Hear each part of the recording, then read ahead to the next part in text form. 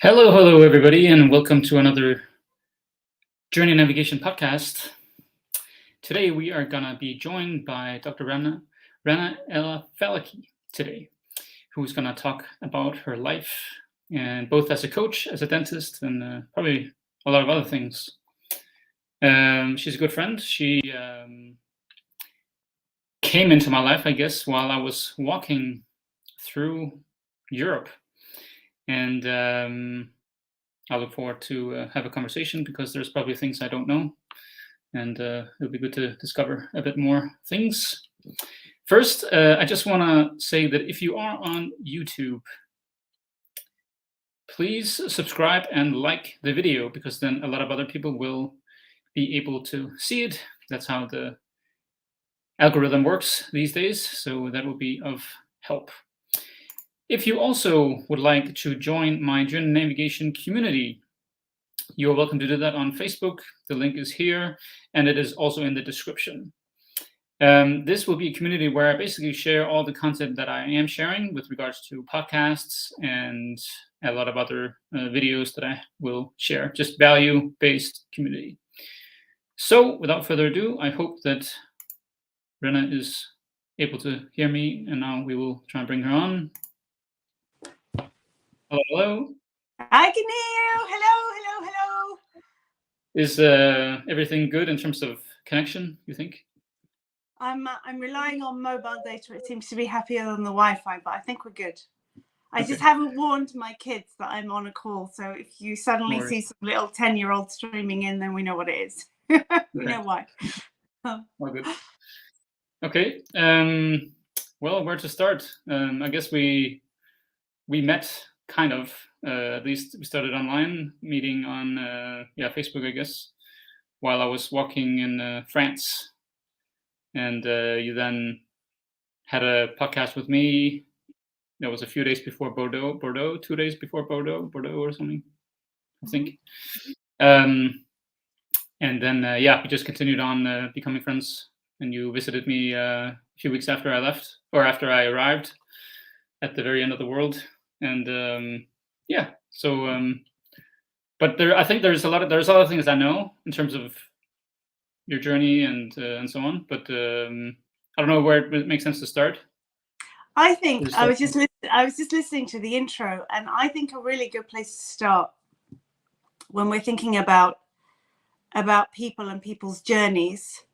And so much of that is about opening yourself up to listening, to hearing, right? Which ultimately is, you can think of it however spiritually you want to. I mean, I say this to people who say they're really non-spiritual, is that actually the connection is ultimately it's a connection with yourself. You can believe in spirit, you can believe in guides, you can believe in God, but ultimately it's the energy around you and listening to your own intuition, which is obviously what led you walking that day. But also that's how we connected. I remember it was very shortly after my birthday in September, and you messaged me saying, we were clearly Facebook friends, and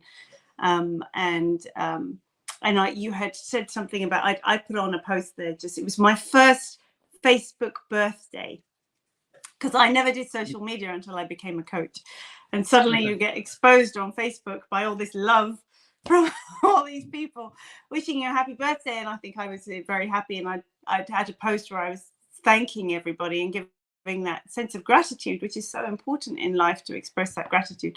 So I think I'd made a commitment to myself to be much more open, because I'd always been so busy, and I am busy, and I would get messaged by a lot of people on Facebook Messenger who I don't know and who are opportunistic and all the rest of it.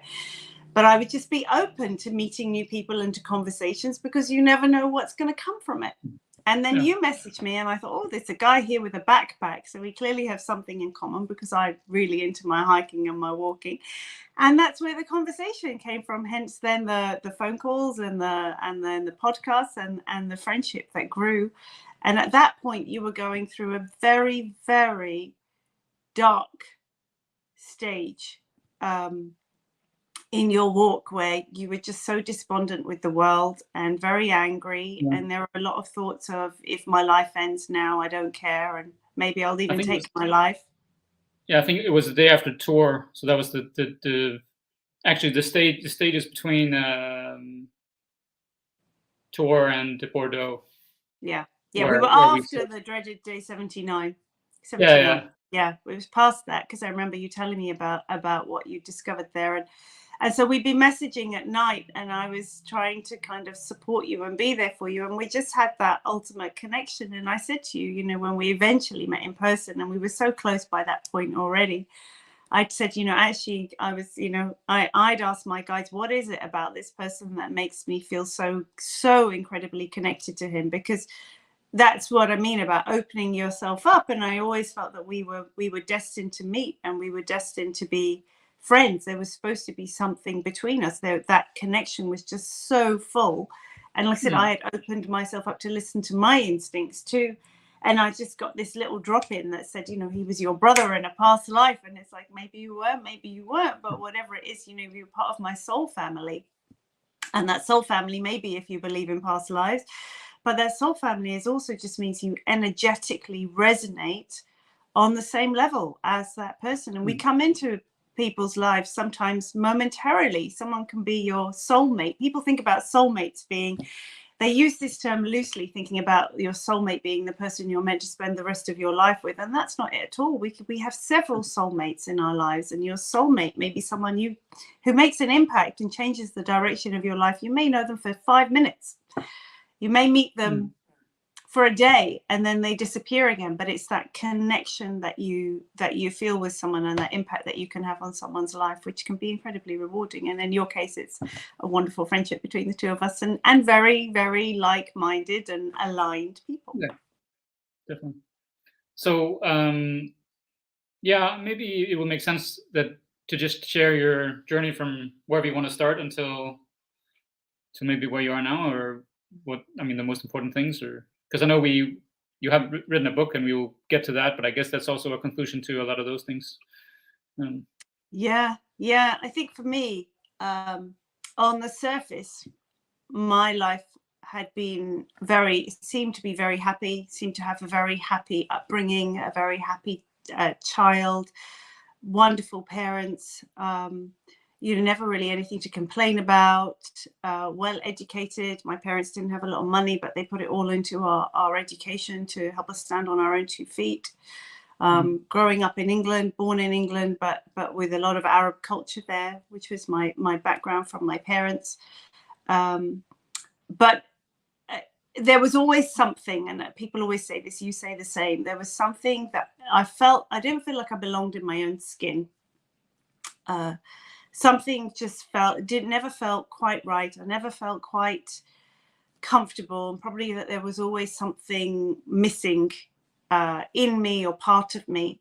And then I went down a route of a lot of trauma. I ended up having I was at university, at medical school, dental school. I had an eating disorder. And I remember feeling really angry and frustrated about this, and wanting help from the world and not knowing how to get it or what to ask for. Clearly deeply unhappy inside, but on the surface, incredibly successful, a very successful student, always A grade student, very successful socially, lots of friends. But this angst inside was always there, that I would close the door and I would feel, empty, like something wasn't the way it was supposed to be, and could never find anybody who really understood that. So that would just increase my frustration, and in many ways get me to bottle up even more, because I felt like no one really did understand me, or no one really did know me. And then found myself in getting into extremely abusive relationships in my life, some physically, a lot emotionally, and kind of the classic, what you would call kind of the empath and the narcissist, which is what I understand to be the case now.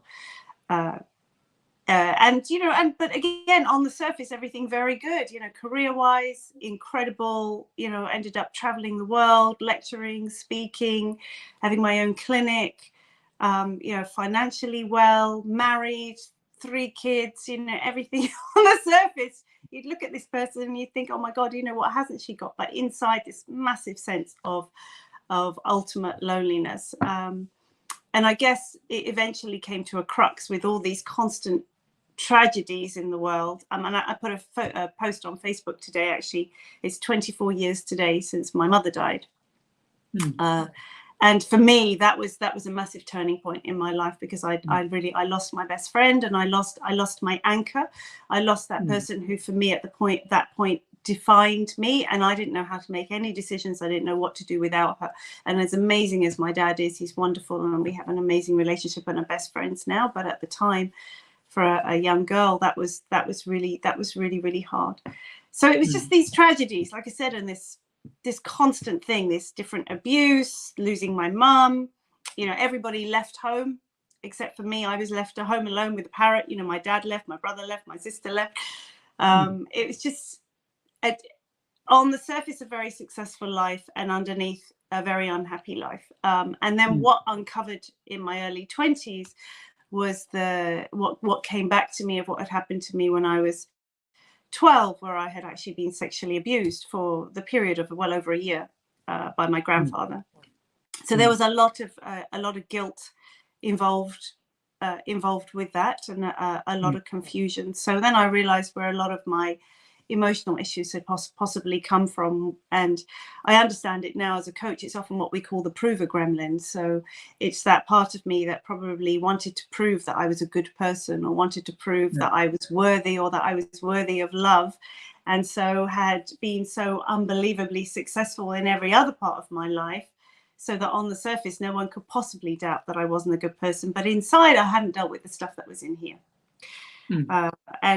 And therefore, inside, that sense of angst was ultimately never really feeling a sense of peace, of joy, of security, never really feeling good enough.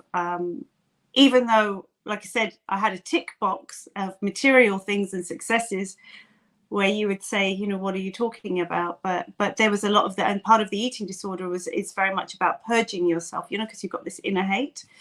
So, being bulimic and purging myself with binge exercising or binge eating or whatever it happened to be. And then it was only when I then found myself almost at the point of burnout several times, and getting to the point where I was quite ill. And I went to see a cardiologist, and he wanted to diagnose me with something that would have been a chronic condition, and I wasn't willing to accept that, because I was actually very healthy. And actually, when I was at that point, it was a case of, God, Rana, you've had so many potential wake-up calls and negative life events in your life. If you don't wake up now, when are you going to wake up? Because these things have been happening to you, for you. And I never played the victim to anything. I always picked myself up. But it's recognizing at what point are you going to wake up and really listen and live the path you're supposed to live. And then that was when I kind of turned much more to my spiritual side in a way that I never had done before. I'd often come back to it, but I then got back into life. It's often what happens, isn't it? We're in a crisis.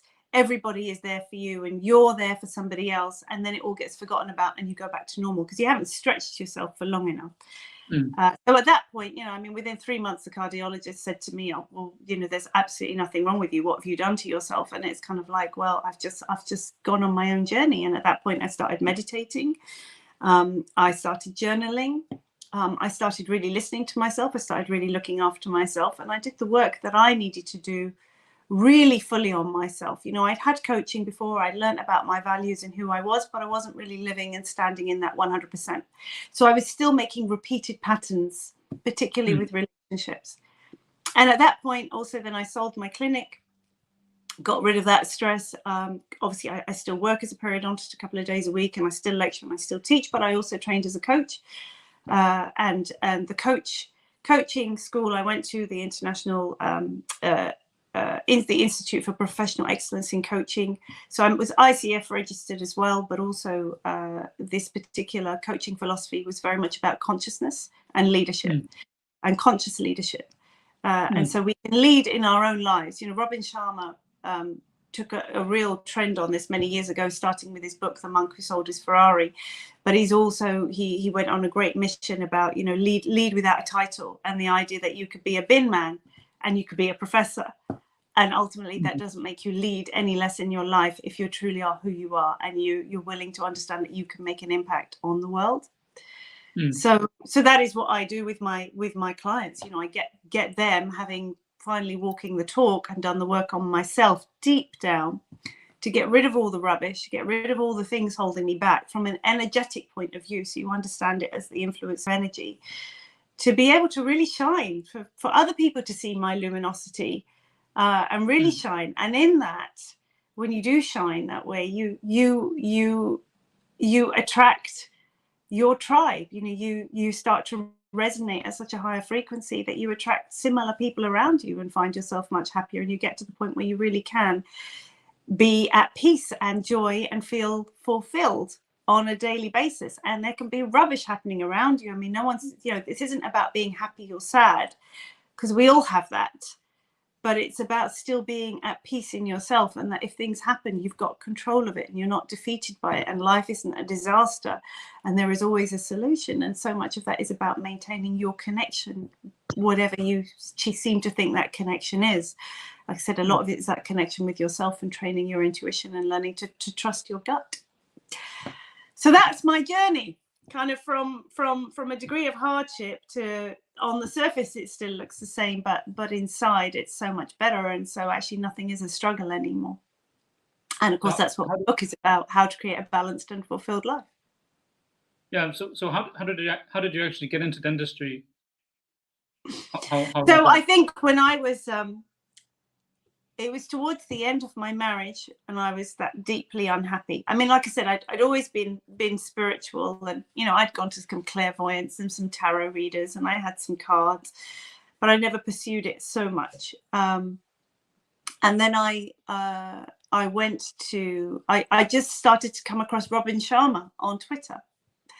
And I just loved his uplifting quotes and his 5 a.m. club. And he used to these tweets that would come out at 5 o'clock, and I started reading his books, and then I started to do a few of his programs. And I remember when I was going through, almost at the verge of going through my divorce, I remember my husband coming to me saying, "Oh, you know, you're getting into all this kind of self-improvement stuff. You know, anyone would think you had low self-esteem," because he never saw that side of me. And I was like, well, actually, I guess I do. You know, and I signed up for these programs of, you know, how to live the best year of your life ever. And he would do some really powerful visualizations, and obviously bring the science behind visualization. You know, it doesn't have to all be woo woo and vision boards and all that kind of stuff, but the top athletes do visualization, you know, and I'm I'm trained in medical and dental hypnosis. I can hypnotize people for that. And we visualize stuff, you know, you work with the subconscious in that way. So it's an incredibly powerful tool that can get you to where you want to get to. How does that work in dentistry? How does that work? Medical and dental hypnosis. Well, again, you know, you might have your patient in the chair, but you will hypnotize them. And obviously a lot of people think hypnosis means you're out of control. You know, they see the entertainment hypnotherapist, and that's not the case at all. It just means you're open to hypnotic suggestion. And all you're doing is you're putting suggestions in there with the subconscious, but ultimately the patient or the person being hypnotized has choice. And the feeling of hypnosis is not that dissimilar to deep meditation. It's that feeling of just when you're just about to fall asleep, or when you're just waking up in the morning. So it's when the theta waves are much higher. So with a patient, you know, they can take on board that journey of hypnosis. And you can, when it gets really powerful, they're actually able to anesthetize themselves without injections. So, I mean, I certainly don't do that anymore, but it's great kind of for anxious patients, and just opened up my understanding of how to hypnotize somebody. So I used to do it for fun sometimes, you know, help people stop smoking and stuff like that. That must be one of the only people that does that. Is that a normal? That's not a normal thing in dentistry, is it? No, I mean, you'll find a few people who there are like diplomas in dental hypnotherapy and stuff like that, and master's degrees, and some people particularly love and take that path, particularly in the kind of special needs fields. But I use that element in how we take people through a visualization. That my visualizations and the meditations, which people can download off my website, are set to theta wave music, so it gets you into that correct wavelength and that vibrational frequency. And it becomes the power of suggestion, but ultimately it's understanding that it actually comes from you. Mm-hmm. So that's how I first got into the industry, through really following Robin Sharma. And and I tried to join the 5 a.m. club. That just didn't agree with me. I can't do the 5 a.m. start. I'm just not a morning person. But the idea is, energize, exercise, journal, make the most of that start of the day to get into it. And it was when I had sold my clinic, and I thought, well, what am I going to do with myself? Because obviously, I can still work as a dentist, but I want something more. I want to do more in life. The particular area of dentistry that I work in periodontics, is very much linked to people's general health and to their mental attitude and their behavioral attitude. So it's not a case of you sit in the dental chair, you get your work done and you leave. You have to shift your own behavior. And you have a chronic condition when you have gum disease. So it's a chronic disease like heart disease, like diabetes, like arthritis, like autoimmune diseases. So you have to adopt certain behaviors to be able to heal yourself, really, and to reprogram yourself. So it was always a case of, I was so interested in the people aspect, listening to what people talked about, tapping into their mindset. How can you shift their behavior? How can you make them feel heard? How can you shift them from victim mode, where, oh my God, this happened to me and this is all a disaster and who can I blame, to taking ownership of it and saying, I'm going to sort this out and I'm not going to let it impact on me again. And people's lives are really impacted when they do have periodontitis, from not wanting to smile, not wanting anybody to smell their breath, not wanting anyone to see them, to not being able to eat certain things, to not being confident speaking, to just generally feeling unwell. So from the point of view of what I do with my hands, to clinically, I make a huge impact on people's lives, but I wanted more of that psychological side. So of course, when I trained as a coach, then I'm able to impact on people's lives in a much more holistic way, not just their medical and their health, but also in how they lead their lives. And obviously, having had all the life experiences I have, when you coach someone, you never impart your own personal experiences. You hold space for them, you question them, you reflect stuff back at them. And ultimately, when you're really coaching someone, you're never, ever telling them what to do. They will make decisions, but then you facilitate an environment that allows them to see a situation as it truly is, take the emotion away from it once you've explored it, and then be able to action forward and do something about it to ultimately make shifts in their lives and in who they are. So much more than I could just do in a clinic. So I guess it was always my calling. It just came from lots of different directions, Yeah. No, I want to talk about all these spiritual things, but I also think it's important to note that you have actually made a difference in the world when it comes to dentistry. I don't know if you can share maybe something about that. Yeah. I mean, and that's it. And at one point, I wanted to push it away. Got so into coaching, I just wanted to say, forget dentistry. It's so unimportant. But now I've come back and thought, no, it isn't. It's massively important, both from what I do with patients on a one-to-one, where they want to give me a hug because their lives are so changed. Like I said, they felt so unwell. They felt so tired. They didn't smile confidently. So there was a massive element there. And then obviously the dentists and hygienists and therapists who I teach, which means, it's the ripple effect, isn't it? I start with my patients, but then I teach the dentists, and then they impact on other people as well. And then I travel the world and I teach, and I've created lots of, I've been a real innovator in the use of lasers, and developed several protocols which are being used all around the world.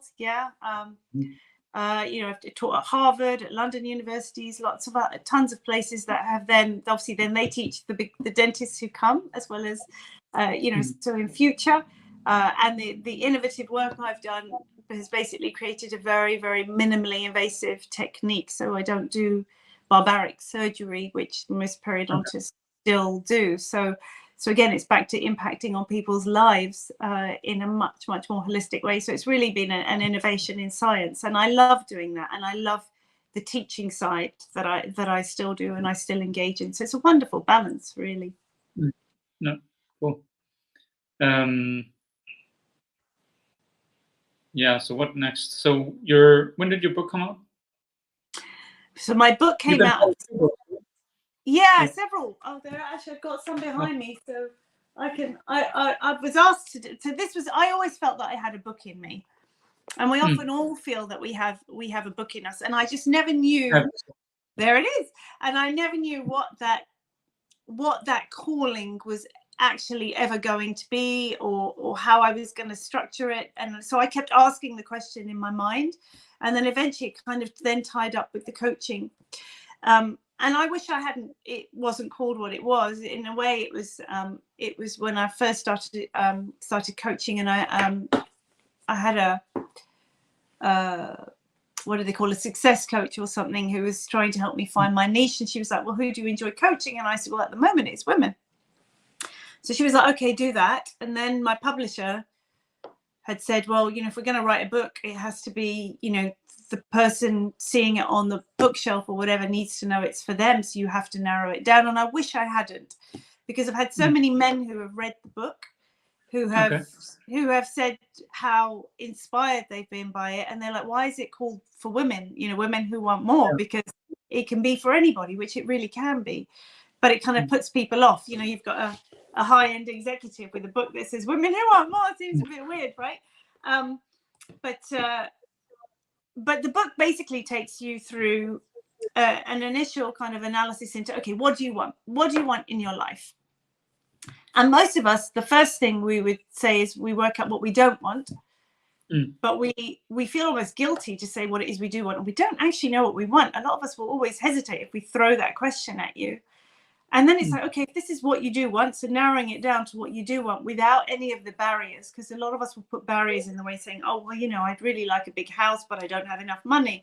Or I'd really like to travel the world, but I've got kids and they're tying me back, So we'll always immediately think of the limits or the things that might not work. And it's like, okay, we've got to get you out of your head. Forget about that. And let's just work out what you do want. And then let's find the barriers, and let's talk about the blocks. And how do you identify the blocks? How can you actually identify what the inner blocks in you, the limiting beliefs, are? So it strips it back to basically do work on yourself. So there's an element in there about understanding how to love yourself, how to like yourself first, how to love yourself, how to recognize if you don't love yourself. So if there is an element of lack of self-worth, because most of the time you won't recognize it in the first place. How to forgive. And forgive isn't about saying sorry, but a lot of it sometimes is the deeper forgiveness within yourself. And so I talk a lot about that, and I illustrate it a lot with stories to understand how to recognize something, to then get those aha moments and then peel off layers to get to the crux of the issue. And then we go into every aspect of people's lives, kind of, that wheel of life. So we look at relationships, be it intimate relationships, social relationships, working professional relationships, children, if you have them, or if you want them, how to deal with your kids, or even how to deal with your parents. That's the really hard thing. When we get to a certain age, we have relationships with our kids, but we also have relationships with our parents, which can be very challenging, because it will really trigger us, because we're no longer the kids, and we may have changed, but our parents will still think of us as the same way, and that will often trigger us emotionally. And so how do you actually let go of that and not be triggered by friends, by people, by parents? We talk about money, we talk about health, we talk about aging, and where the beliefs may lie with, the classic is, I'm too old for that. You know what? You're never too old. Or I'm gonna put on weight, or it's just an age thing. Of course I'm going to be unhealthy because I've reached the age of 50 or 60, or it's like, those are beliefs. Those beliefs don't have to exist. So how can we unravel them so that when you decide what you do want, there are no buts involved? So we look at every aspect. We look at money, health, aging, relationships, time, fun, the classic, I don't have time. And I break it up into the coaching philosophy that I work on, which is about energy. And that we all have, essentially, there are two types of energy. One is what we call destructive or catabolic energy. And often when we're stressed, that's where we engage in that catabolic energy. We go into victim mode, or we get angry, or we try to control, or we use force. And then you can go into more anabolic types of energy, so constructive energy, which are much more associated with higher success, higher fulfillment, and much more satisfaction. And they've done studies on this to know if we increase that that level, and we can measure it through an assessment, the Energy Leadership Index assessment, which essentially measures your level of consciousness as you go through the coaching process. As that figure goes up, you do experience much more satisfaction and success in 14 different areas of your life. You know, money, health, relationships, energy, communication being some of them. So the anabolic energy is to do with shifting you from tolerating and saying everything is fine, where you always usually try and look at the positive instead of the negative, to being one of living in a place of gratitude, service, love, to be seeing one of having a life of purpose, of opportunity, of being in a win-win situation, to an everyone win situation, to one of flow, to one of connection, and really, yes, self-development, to being grounded. So, you know, when I coach my clients, you know, on LinkedIn, it's all about, I get you to a state of flow. And I describe it as an illustration of, just imagine, you know, when you're at the airport and you're on a, you know, you're on a travelator, you know, those kind of like the escalators that just stay flat. You don't really go anywhere, and they can move really slowly, don't they? And you're just kind of looking around. Versus, you know, imagine being in a lift, you know, being in an elevator, which is all glass domed and is zooming up, and that sense of excitement that you have with it. And, you know, and that's being in flow state, you know, in that permanent sense of excitement and anticipation for what's to come, and being able to just solve things at the click of your fingers if a challenge comes up. And you know, and you can have stuff that can seemingly be falling around you, or chaos or stress, but you can just deal with it. It doesn't become, oh my God. So that's, you know, that means elevating your energy to one of level 6 to resonate most of the time in these higher levels. So, you know, obviously, I coach executives, professionals, so we don't have to talk about the woo-woo, but they incorporate and understand what these levels of energy actually mean. You know, a win-win situation. So, yeah, so I talk about those levels of energy in the book so that people kind of start to understand that. But in that, you know, my visualization was, I'm going to write a bestseller, and it was a bestseller. You know, I wrote for lots of magazines, and I wrote for lots of other books. So this isn't actually it isn't my book, but it's by Kizzy Magazine, which is they're professional publishers. They write for business pages, and he was the publisher for this book, which is the Law of Attraction Uncovered, and I wrote a chapter for them, which was one of the first chapters in the book, which is all about releasing energy. So it's based on one of my coaching programs called the 4 Gets, which I write about in my book. And again, it's kind of this solution to life of the 4 Gets, which is basically a 4-step process of how to get what you want in life, and you can apply it to any aspect of your life, your relationships, health, money, career, whatever. And it's about that need to get rid. Basically, we start off by getting out the limiting beliefs and the stuff holding us back. We then have to get loving, so we have to learn to forgive and give gratitude and learn to love ourselves and those around us. And so that's forgiveness stage. To then getting rid, so we then become more active. And sometimes we have to get rid of people who don't serve us anymore. We have to get rid of situations, and that's the bit that people find really hard. And that's often where you really do need coaching. You need your handheld to be completely firm in yourself of why this person no longer belongs in your life, and not to feel guilty about it, or why you have to make this shift in your lifestyle. So what do you have to get rid of? It may just be, you know, it's the clutter in your head. It may just be the clutter in your house to give you space, because unless you create space, there is no room for the new to come in. You know, we are limitless, but there's an element that is finite. You know, this element of I don't have enough time. Well, how do you create time? Yes, you need to give something up, but you don't need to see it as a sacrifice. It's a little bit like a vacuum. You know, you pull stuff out of one end so that other things can come in the other. So how do you get rid? And then you get going. And then that's where the kind of the more superficial coaching comes in of, okay, how do I create an action plan and actually ultimately implement it? And that's a philosophy I use in my life, really, that 4 Gets process to get what you want. And it's very simple. So can you give an example of what a process would be for one of them? Or? Yeah, I mean, pick one of those 4 subjects. What do you want? Relationship, money, health, or money? That's the money one. Let's do the money one, and that's interesting because a lot of people think they want the money. Actually, they don't want the money, but they want the stuff the money can give them. It's always an interesting question, isn't it? People say, "What do you want?" They say, "I want money." I don't think you really want money. Why do you want the money? It's like, well, I want to feel free. It's like, that's what you actually want. You want the freedom. And then it's like, okay, well, how is freedom represented? And one of the ways is money.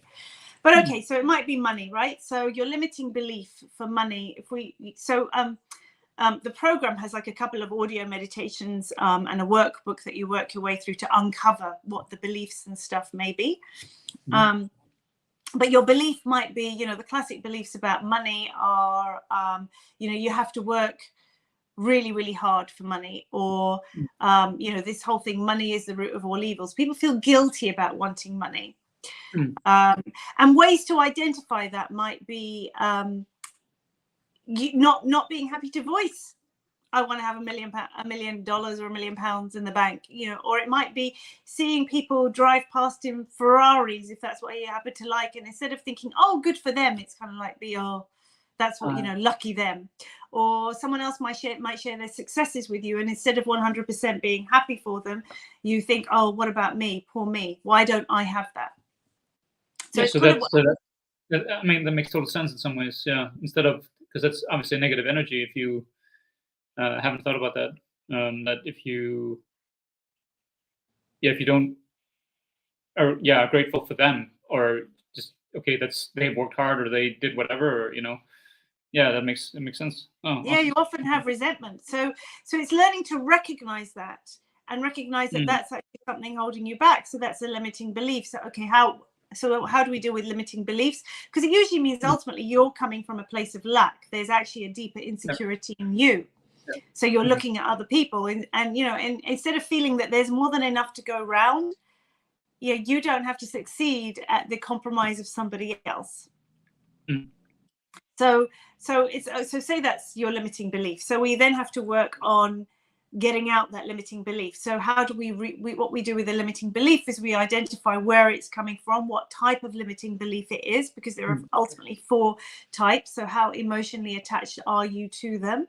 And then once we identify what that limiting belief is, then how do we override it with a new belief, having identified where it comes from? So it might be something as simple as needing to keep on saying I am abundant, or or there is more than enough. And or if you find it's really holding you back, it may be that it's like you go and find the evidence for people who haven't worked really, really, really hard and yet have money. So you prove to yourself stuff in other ways. That's an example of the getting out process. And then it might be the getting loving. So that is part of the piece about the guilt, right? So you might need to peel back a few layers to find out where your resentment of money came from. It may be that it might be maybe your parents happened to actually be wealthy, and you saw that they weren't happy. So your limiting belief is I want the money, but it's not associated with happiness. So okay, so where does the forgiveness come in? How do we learn to actually love money without feeling guilty, without thinking it's something bad? So we'll take you through that process. And then the getting rid might be, okay, so what do you need to do? So you might have a plan because money isn't going to, you can visualize as much as you like, but ultimately the visualization means you have to take action. Right. You can visualize and resonate to help your energy get to a certain point, but at the end of the day, you actually have to take the action to make it happen. And it may be baby steps, but you've got to take the baby steps. So, okay, what are those actions going to be? It's a classic example is if you don't buy the lottery ticket, how are you going to win the lottery? It's not going to happen. So it may be something as simple as that. It may be something in your career or in your work process. It may be that we look at your work and you realize you're spending all your time on stuff that actually isn't going to make you the money you want to make, because you're stressed in all the stuff that's making you the small amounts, and you're not spending enough time on what would actually make you bigger amounts. So so what is it we need to get rid of? So we'll look at that, and you'll identify, and that's a really lovely cathartic process. Or or it might be people who are spending all your money for you instead, or so you've got to get rid of it. And then it's the get going. So based on all of that, you then have, okay, I've got this action plan that I need to, I'm on this path. And with an action plan, you're always looking at what we call SMART. It needs to be specific, it needs to be measurable, it needs to be achievable, it needs to be relevant to your goal, and it needs to be time related so that you can really hold you to it. And then also look at, okay, what might hold you back from that? What might get in your way? What might be the barriers to carrying out that action? And how can we make sure we overcome those barriers so that you actually take the steps, which I know you know yourself with the coaching that you do. That's the thing. People can talk a lot of talk, but unless you actually take the action, nothing's going to work. Yeah, and I think that I at least have discovered that we cannot really take action on what we want until we are in a vibration of whatever it is. Vibration governs action. Exactly, which is where the visualization comes from, which is where the meditation comes from, which is where the working on yourself to get rid of all the destructive energy, the limiting beliefs, the anger that we hold on to, the resentment that we hold on to. Resentment doesn't serve us. And you may resent somebody else, but you know what? That person that you're angry with or haven't forgiven, it's no skin off their nose. They're living their life. So all it's ultimately doing is holding us back. So that's it. Exactly. Stuff like resentment, anger, guilt, fear, worry, all that stuff that is associated with those limiting beliefs and lack of forgiveness or lack of self-worth is catabolic. It's destructive energy. So it's holding us back. So you have to shed all of that to be able to get your vibe up, to be able to resonate at a higher level. And that's why when people talk about the law of attraction, it's very superficial, it's what is it? Ask, believe, receive. And then people wonder why they're not being successful at it, which is what I write about in that law of attraction book. It's like, yeah, but you're asking, but you're not truly believing because there's stuff holding you back. And you're not able to receive because you're not at that high resident state. So you have to get rid of all the sludge first, exactly like you said, to be able to resonate higher, to be at a point of receiving. And the receiving is then, taking the actions at that higher level.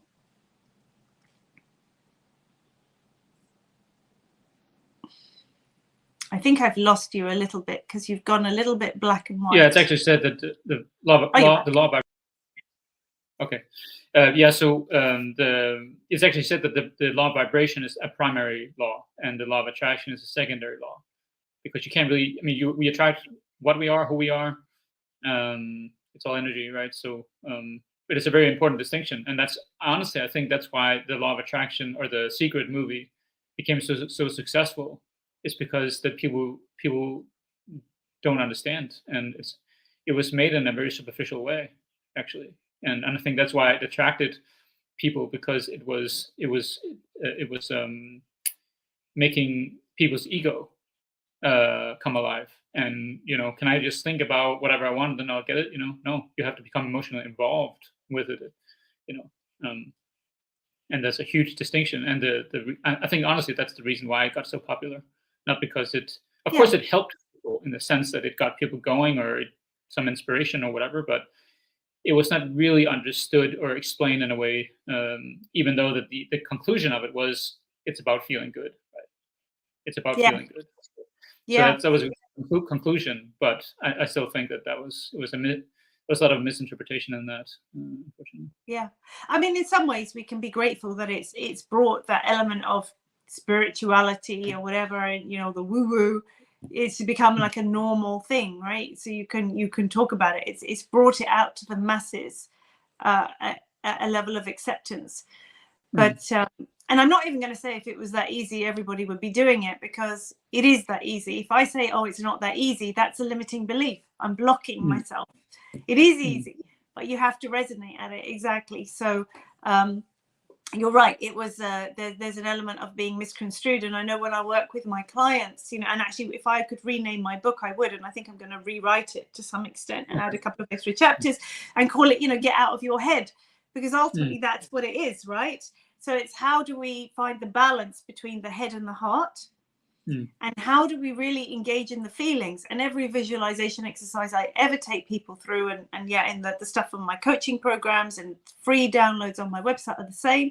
It's all about you think of something, and then it's engage in the feeling. Engage in the feeling of it. What does that feel like? And this is even with high-end executives and professionals. Engage in the feeling, because that's how you're going to resonate, right? You're going to feel what it's like. So we start off with a visualization. We're back to money. We start off with a visualization of, okay, what does the money represent? Do you see yourself in a great big house? Do you see yourself flying first class everywhere? Do you see yourself having a yacht? Do you see yourself with all the food and caterers and expensive cars? Or, you know, what is it that's around you? You might start off with that visualization, and then you have to feel how good that is. So, of course, the feeling is not just that you have all this stuff, but it's also the stuff it frees you from. It frees you from worry. It frees you from concern. It frees you from worry that you don't have enough, because you're just able to pay for stuff without even ever needing to think about it. And also to help people. Let's not forget this idea of, you know, give 10% of what you receive away. Because if you're not happy to give it away, you're not actually resonating in a completely abundant state, because you're then thinking, oh, there isn't enough. So I mustn't give it all away. But actually, it's this flow, right? The more you give away, then more stuff comes in. So it's maintaining the level of abundance once you get there. So it's all those little clues to actually how abundant are you? You know, are you happy to just write a check? So you create all that in the visualization and then you've got to feel it. So you've got to feel that sense of freedom. And then what happens is you then bring in kind of neuro-linguistic techniques like, you know, pressing a button in your brain, or having a word that is you start linking the word, or the action might just be tapping your hand, like whatever, to the feeling. And the more you do that, the more you program your brain to be able to tap into that feeling quickly, immediately, without having to go through a 10-minute visualization to get there. So you have to do the work. That's work. That's an action. But you're training yourself to get to the feeling. Exactly. And it's the feeling where the vibration occurs, not the thought. The thought is just the seed. Yeah, good stuff. It's good, good perspectives. But was that the second book? Was that the one you have you been part of other books? I just remember you were part of something else. Lots of, I was part of this one, which was a bestseller. So when I this one, Be Love, A Conscious Shift to Birthing the Future. Okay. I'll get it up there. So my camera's at like a funny angle. There we go. Yeah, there you this go. One. Yeah. And this is an anthology by 17 best-selling authors. And that was born out of a trip to Mexico. When I went and got an award for my bestseller by the publishers, a lady called Vicky Winterton, Expert Insights Publishing, and she asked me to speak at that conference. So I laid on a presentation at that conference as well as getting my award. And then there were 17 of us there who felt compelled.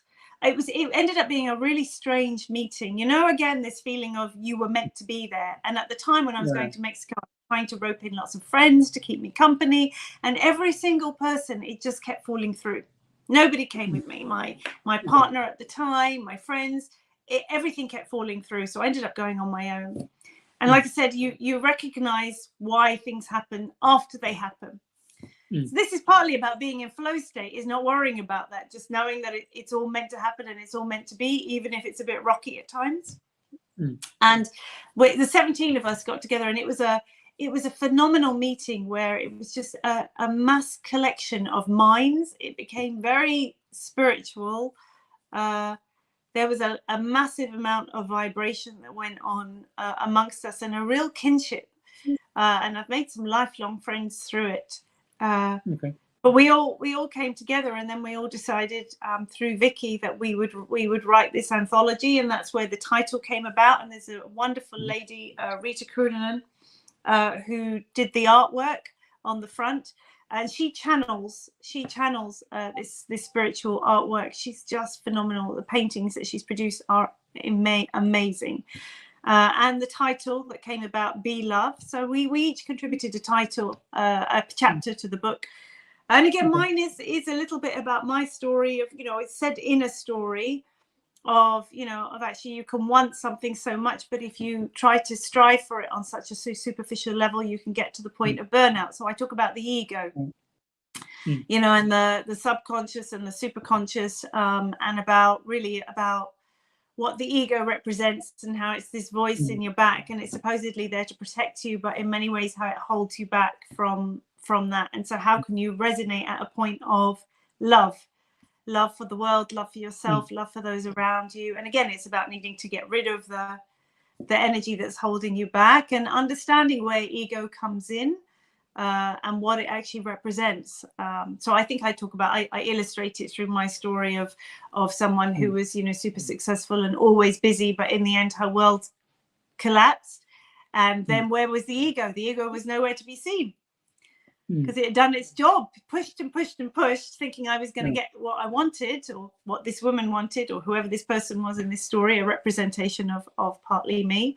And then, and then at the point of actually, life wasn't quite what you turned out to be, by which point the ego is nowhere to be seen. They've done a runner. So actually, how can you go back to the drawing board? And again, and about learning to be love. So it's been wonderful to be part of those books, and and I've contributed to various journals and stuff like that. And I have to say, to some degree, I've stepped a little bit away from that again now, and because what I really wanted to do, and where I'm so good in a classroom, if I do say so myself, I know that where I lecture and I speak and I present, and I'm able to bring an element of fun and really lift people up. So the next plan is to combine my health aspect, mental and physical health, and all the knowledge I have there, with the coaching, and ultimately run some retreats. That's what I would really, really love to do, to give people an experience of, a weekend or a week of really being able to feel this sense of joy and uplift. And it may be that they're suffering from burnout and they just want to get away. It may be that they want to make a change in their life. It may be that they recognize they're making the same patterns again and again. It may just be that they're really tired. It may just be they want an experience which is going to involve health, something holistic, something fitness-based as well. So probably walking, and look at running these retreats. So that's on the cards, mulling in my mind to organize something like that next year, and really bring like-minded people together, and use my teaching skills, which is my passion. And combined with my coaching. So watch this space. Yeah. I mean, of course, the physical aspect of things is always better. The energy when you are together with people, of course, it makes a difference. So you prefer that than doing too much online. Yeah. I mean, my clients are all online. I coach people from all around the world, and we do that on Zoom, and I really enjoy doing that and seeing the transformation in people in as little as 3 months, seeing where they were and where they've come from, and feeling really empowered, and then becoming very successful. A lot of people who I end up coaching, a lot of it is around career, but then we always touch on other stuff, be that relationships or health or other things and other goals. But they just have found themselves able to cope and shift themselves in life, which is just phenomenal. So I do, of course, I still do the one-to-one coaching, but I think where my passion is, in the same way as dentistry has been teaching dentists and inspiring them, is to push that inspiration through to other people directly by giving them an experience as well. Cool. Yeah, well, I'll be happy to be a part of that. But I also have as I'm going to Jamaica, but there is actually an interesting retreat place there that actually they give you this space, and you can actually create your own retreat in whatever way you want, just using their space. So that's interesting. So maybe that's something we need to look at then. Yeah, why not? Yeah, the weather will be better than it is in England, that's for sure. Probably a bit more stable and a bit more warm. little bit more stable, even though it's. I mean, you have stability, but it's rainly stability, right? It's warmer here than it is in Denmark, which is where I am next week, and that's your hometown. So Yeah. But yeah, somewhere like Jamaica, yeah, you always want to touch base with nature. You know, we haven't talked about that really, have we? The element of the energy that nature can give you. You know, and I mean, I always laughed at people who went and hugged trees. I was like, oh my God, I'm not some hippie tree hugger. But every now and again, you know, I do walk into the woods from where I live, and I touch the trees, and sometimes I do hug them now because they give you grounding. And I remember going to They are alive. yeah, I remember listening to Deepak Chopra. I went to one of his lectures, and he was obviously, he travels all around the world, doesn't he? He's a phenomenal speaker. I just love listening to his voice as well. I love his books and his audio books that he reads. And he was saying, even when he's in a really high-rise building where he can't go out and walk barefoot on the ground or on the grass, he has a mat that he plugs in. He calls it an earthing mat. And obviously when you plug a socket, something into a socket, of course, the socket electricity-wise is earthed. So by standing on the mat that's plugged in, it's helping to earth him and ground him. So even when he can't get out into nature and he's in the middle of a city, that's what he does. Because, you know, when we connected, we're just leveling off our, really connecting down and down. And you know, if we think about it from in terms of our chakras, and we have our base chakra, but we have chakras that go up to several feet below us and several feet above us, this energy. And so actually by grounding that in as solidly as possible, again, it's a little bit like a tree, you know. If you are so well grounded in who you are and how you feel, no matter what happens around you, yes, you're going to sway from side to side, but you're not going to fall over. You're not going to collapse. You're going to come back to where you need to come back. So grounding yourself is a really, really important thing, and connecting to nature. There's so much energy in nature. It's beautiful. So really, yeah, really I can give a good example, and maybe you already know, but when I walked through Europe, it took about, because of course I walked a lot in nature. You know, it was only when I had to sleep somewhere I actually was in a town. But after 30 days, plus 30 days, I began to be more sensitive to that, so that it was actually like a weight was lifted off of my shoulders when I walked out of a town. And the first time was after a German town, just a few days after Hamburg. And when I walked past the town sign for whatever reason, but around the town sign area, or when I was about to exit the energy field of the town, it was literally like you know, I was just, okay, I'm out of the town now, you know, because the energy was so different all of a sudden, because I was in nature and around trees and stuff, you know. So that was a very interesting experience to realize I was so sensitive to nature, and you know, and it was, yeah, and it's obvious too, you know, but you have to experience it to really understand that city life and all this is very but some people will love the city, right? Some people love cities. They love the vibe of it. They love the crowds, and they don't want to be in nature. But if you think, you know, the simple example of when someone stands really close to you and we can feel a bit uncomfortable, it's like, you're in my space, you're in my personal space.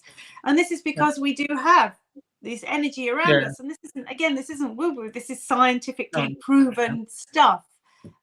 We know we have this energy field around us, and someone is in your energy. So if you're someone who is a highly sensitive person, which you are, and an empath, you know, and I know I am, you need to close it down. You need to close that down a little bit to protect yourself, because otherwise you get very, very affected by the hustle bustle. I mean, I'm not good in crowds. I start to get really tetchy, and it's gotten worse as I've gotten older. And I know I have to try and shut myself down.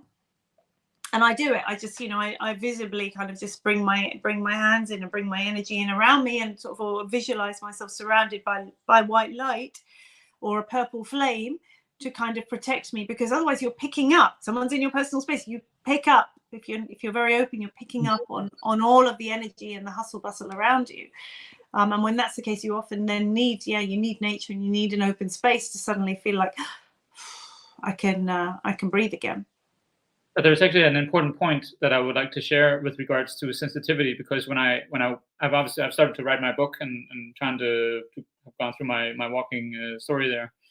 And when I watched my videos and sort of reflected the last year and a half since, I look at the way I'm talking about my sensitivity honestly as an excuse to not be more aware of saying, okay, I'm not gonna entertain this negative whatever energy that's around me.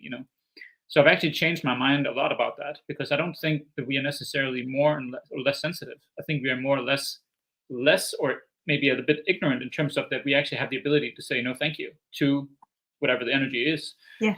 So I think that when I actually, or at least when I looked at my own self back then, I saw actually saying that I was sensitive as an excuse, at least in my life, that I see that, okay, that's an excuse for me saying that I don't have the ability to say no thank you to that whatever energy, right?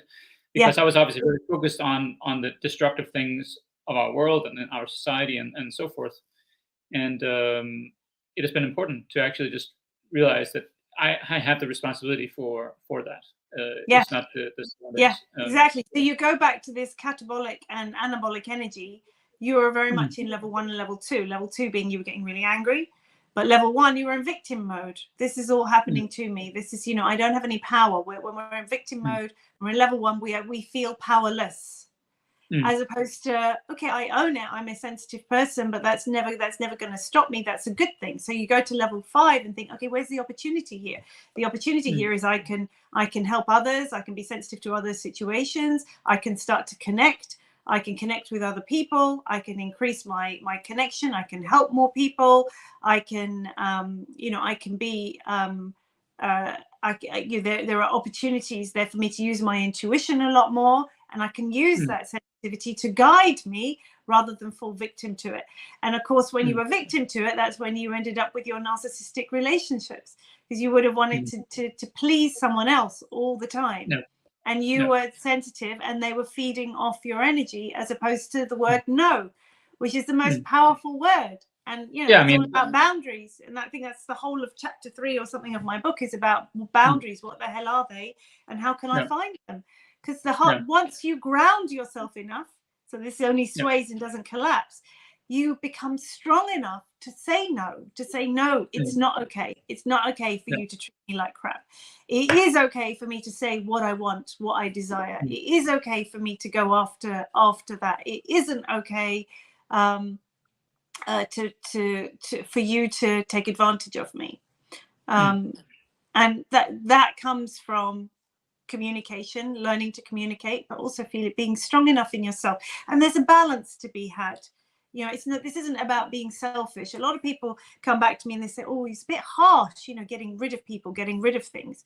But what you're talking about is the getting rid phase. It's not, it doesn't have to be cutthroat, but it's about walking your talk and becoming who you truly are meant to be.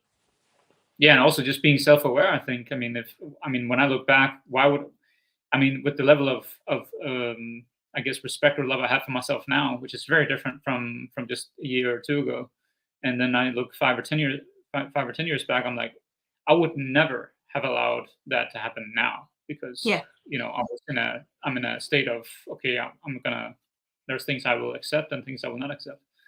And I also think that that's a huge part of just anything in life, self-awareness and those things. And it's that self-transcendence from the ego.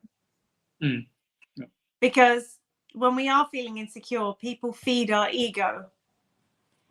I'll look after you, I'll take care of you. Or from a business point of view, if you pay for this, you're getting the coaching world. My God, how many programs are there, or how many coaches are there coaching coaches? Because they're feeding on their insecurity. Whenever I get a new coach who connects with me on LinkedIn, I'm just like, just be careful of the vultures out there who will feed on their insecurity. And they'll be like, oh, if you do this and you do this and you do this, you're going to have this many clients, you're going to have this much money, and you're this and you're this. It's like, actually, you know what? Just be true to yourself. Just be who you need to do, and it's going to come. You don't need to feed the ego. And you're right, I'm the same. Where I was we're always growing, and we should never be afraid to grow. And I think sometimes we get fearful of growing, particularly when we're in a relationship with somebody, because we're worried we're going to leave that person behind or other people behind. But this comes back to the whole soulmate thing. Sometimes some people aren't meant to be in our lives for the whole of our lives. And if they are, then you can learn to communicate with them, to bring them with you as well, and grow together. Because that's the beauty of it. You don't have to you don't have to stand still. You don't have to even leave people behind, but as long as you're both willing to grow. And that's what we're here to do. You know, we're here to grow, to experience, to learn, and to enjoy. And we shouldn't feel guilty about that either. I find that's a relatively good conclusion to a good conversation. It is, isn't it? It's like it's the perfect wrap up, right? Exactly. I agree.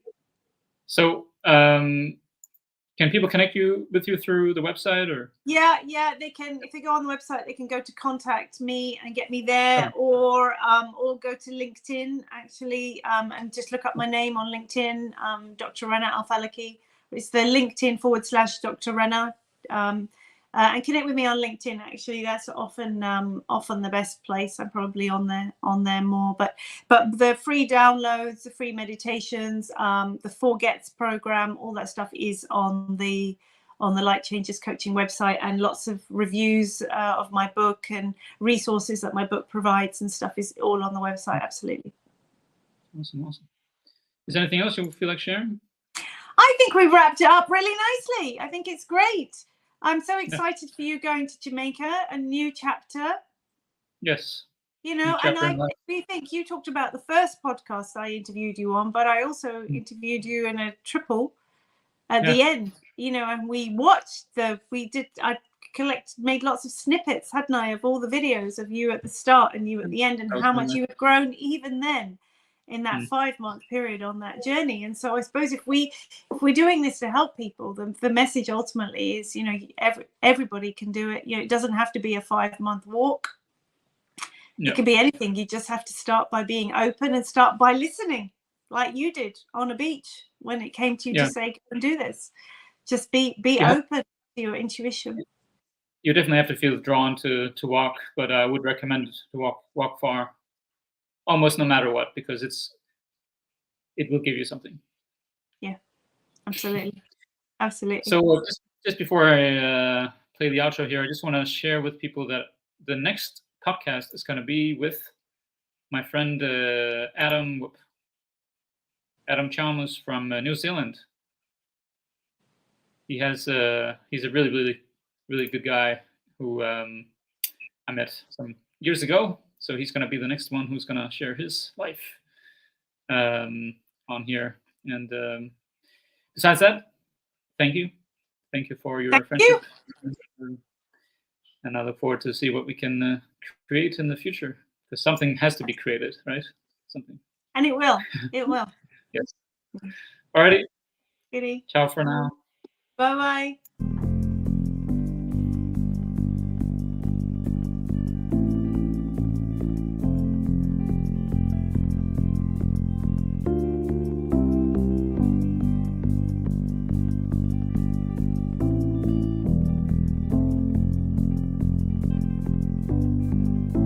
To discover your own unique journey, you have to follow your own heart.